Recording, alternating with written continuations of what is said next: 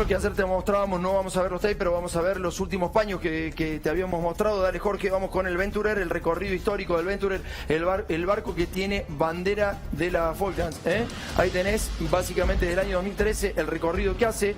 Como vemos, en el mar argentino realiza una pesca intensa. Se abastece en Uruguay. Sabrán nuestros hermanos uruguayos que están abasteciendo un barco pirata, que están dejando abastecer a un barco pirata. Bueno, acá está el recorrido del año 2013 histórico. Bajan desde España, pasan por África, van a Uruguay, se abastecen y nos roban en nuestro mar. Vamos con el próximo, por favor, Jorge. En el próximo vas a ver el perfil histórico cuando los tipos se desconectan de satélite para robar. Todos estos periodos amarillos son en distintas partes del año en donde los muchachos desconectaban el satélite, el rastreador satelital, para poder robar en el mar argentino. Dame la próxima, Jorge. En la próxima vas a ver los datos de la embarcación. Esto no lo tiene ningún estado, ¿eh? Te lo estamos mostrando en exclusiva. La información técnica del barco pirata que entró a la República Argentina. Y vamos con la violación de la plataforma continental. Jorge, dale.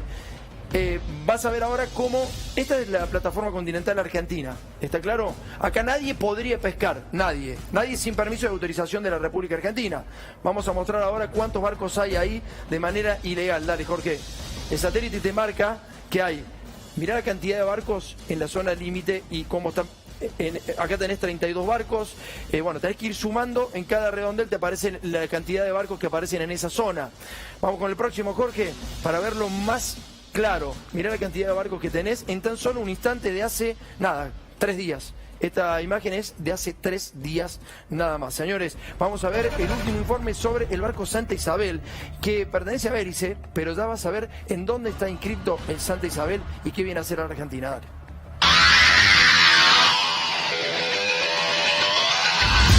Este informe sobre el barco Santa Isabel fue confeccionado el 11 de noviembre de 2020 a las 16:08. La bandera del barco pertenece a Berice. Se ve la fotografía de la embarcación, la matrícula, el largo de casi 1 cuadra, su calado de 6 metros y la fecha de su construcción en el año 1972. Los riesgos de la actividad detectados sobre la embarcación son realmente llamativos. Su actividad declarada no es rentable, tiene una alarmante actividad oscura y ha cambiado de identidad en 2 o más oportunidades. Esta radiografía sobre la actividad del barco espanta. En el último año pescó 148 días, estuvo en puerto 104 días e increíblemente apagó su sistema satelital para no ser registrado 113 días. O sea, 1/3 del año se dedicó a actividades oscuras, ilegales o como quieran llamarlo. El gran problema es que este barco también llega a Uruguay. Allí se abastece o deja productos y sustancias ilegales y luego sigue su camino hasta que al ingresar a mar argentino apaga el aparato para no ser ubicado por el satélite internacional. Allí, donde se ve el triángulo de advertencia, es el límite de ingreso a nuestras aguas nacionales. Una vez en nuestra plataforma continental, nadie sabe qué hace. Si bien su paso por Argentina no está declarado e intenta ser evadido, el satélite del sistema internacional lo capta e informa cuántas veces estuvo en Argentina saqueando nuestros recursos. En tan solo 10 días ingresa con el detector apagado en 11 oportunidades. Lo increíble es que siempre se dirige y permanece unos días en el puerto de nuestros hermanos uruguayos. Claramente, ahí podrían ir para ser procesados los recursos naturales robados a la Argentina. Pero esto es lo más increíble. Cuando accedemos al historial de la actividad de esta embarcación desde el año 2013, vemos que está más tiempo desconectado al sistema de ubicación que conectado haciendo los trabajos para los que fue autorizado. Recordá que la línea oscura marca cuando el barco está siendo registrado realizando actividades legales y la blanca cuando realiza actividades que sus dueños no quieren que se registren, o sea, clandestinas.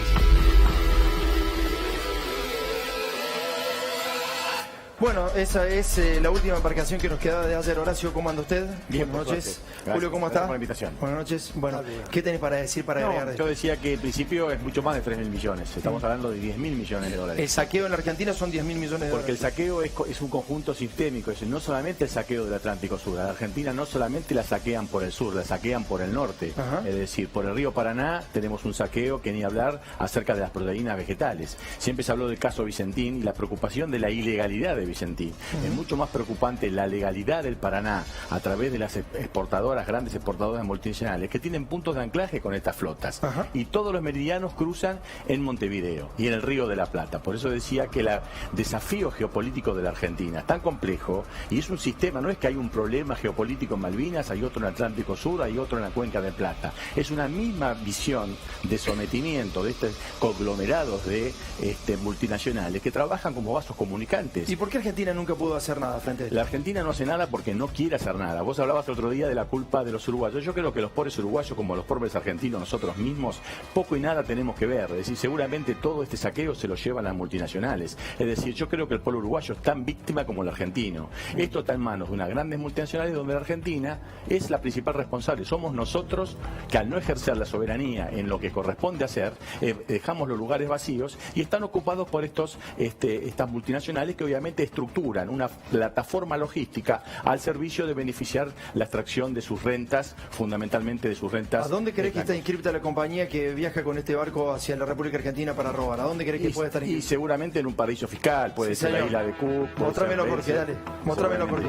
Dale, Jorge, mostrame el paño para mostrarles dónde está registrada esta Son los nave. mismos paraísos fiscales que de los buques que se llevan el grano argentino también. ¿Ah, sí? Son diferentes, claro.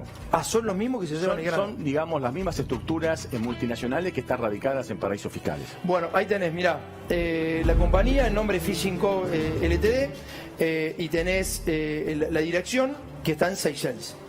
Esto por si algún fiscal lo quiere, están todos los papeles originales respecto de dónde vienen estos muchachos y de dónde roban. Claro, evidentemente que es muy difícil, son tipos que manejan un volumen de dinero muy grande y evidentemente mucho poder. Pero también vamos a hablar de las fronteras con Malvinas, porque no solamente abastecen y se abastecen a Malvinas y abastecen a Uruguay y a Chile. La verdad que no entiendo la traición de nuestros hermanos, pero bueno, básicamente también lo que vamos a ver es cómo nos entran por distintas fronteras. Los ingleses han comprado 2 partes de nuestra frontera en el sur a través de Joe Lewis. ¿Es así, Julio? Sí, exactamente. Nosotros hemos estado, ellos tienen sobre el Atlántico una pista aérea de 1800 metros, tan grande como el Aeroparque, tienen un hangar, pueden aterrizar aviones 737, o sea que en medio de la nada tenés un aeródromo. Julio, ¿qué tipo de control tiene ese aeropuerto que parece un aeropuerto trucho, así como está? No, fue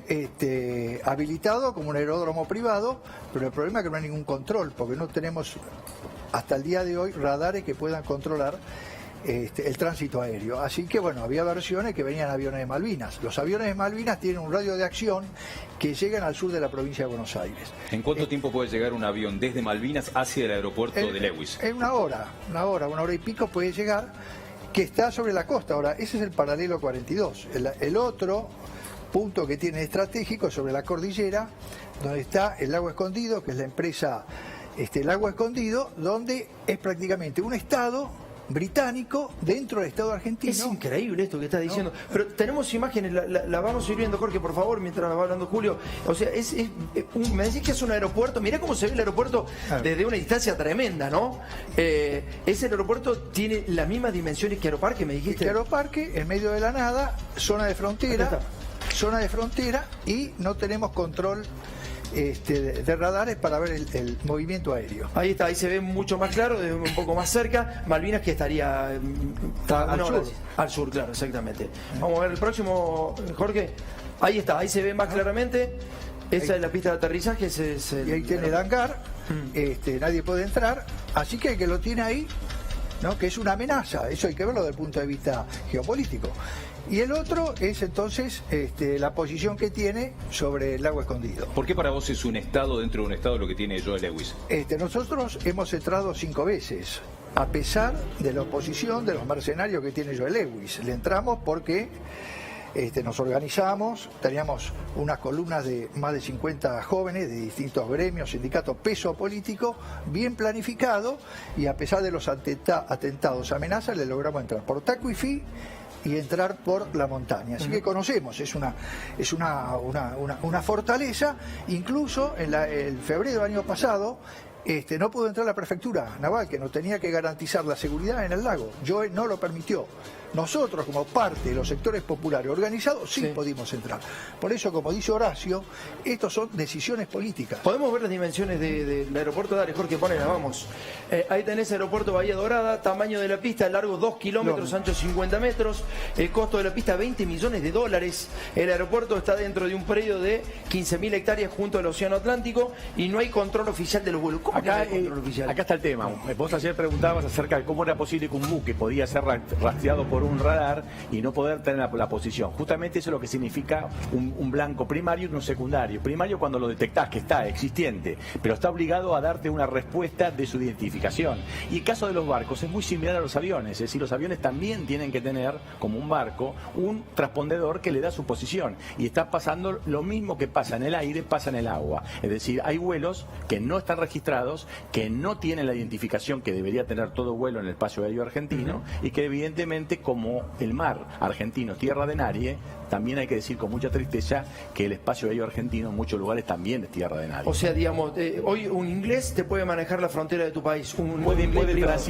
Puede transitar el espacio aéreo sin esa capacidad de control que también falta en el agua. Es el mismo sistema. Por eso vos te imaginás en otro país que haya un extranjero que tenga en la frontera. No, absolutamente. Mirá, yo soy, además de ingeniero naval, soy piloto y vuelo bastante, o sea que he volado en el exterior. Vos en Estados Unidos, si sucede eso, a los 10 minutos tenés la ley de derribo. Es decir, un avión no identificado, sin capacidad de dar respuesta, es derribado por ley. Ley de derribo. ¿Y por qué crees que Lewis tiene tanto poder? ¿A quién representa Lewis?